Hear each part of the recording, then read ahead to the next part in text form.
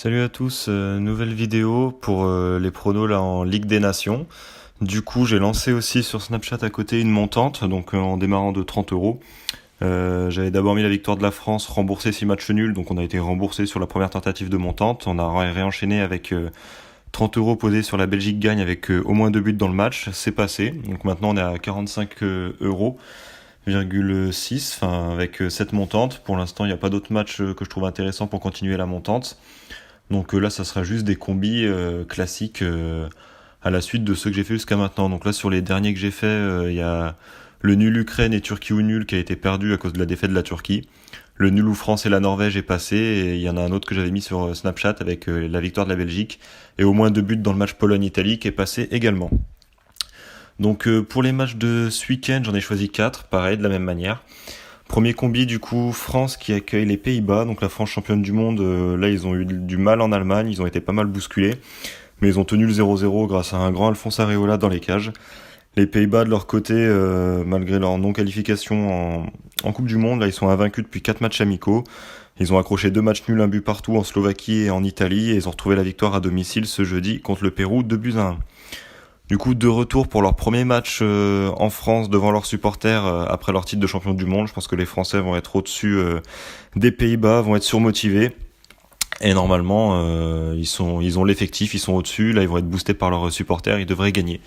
Victoire de la France à 1,45. Avec ça, la Géorgie qui accueille la Lettonie.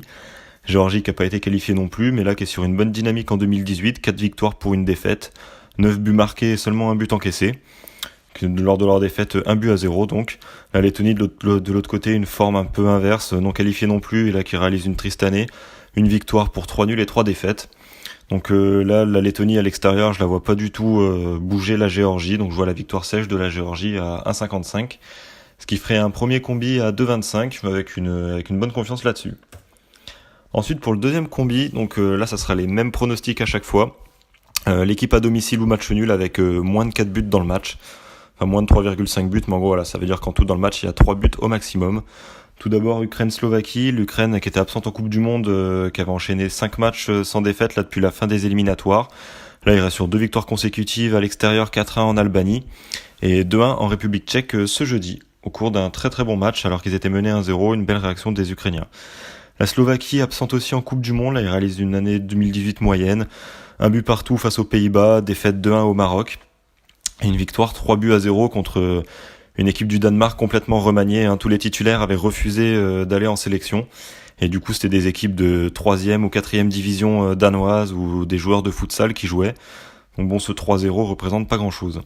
Donc là, l'Ukraine solide qui revient bien et qui s'est mis en confiance avec sa belle victoire en République tchèque, je les sens bien. C'est jamais des matchs où il y a beaucoup de buts avec l'Ukraine et la Slovaquie. Donc je vois voilà, moins de 4 buts dans le match et l'Ukraine au match nul.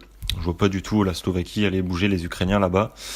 Et même s'il y a une victoire de l'Ukraine, ça sera 2-0 ou 2-1. Je pense pas non plus qu'ils vont leur mettre une pilule 4-0 ou 4-1, quelque chose comme ça.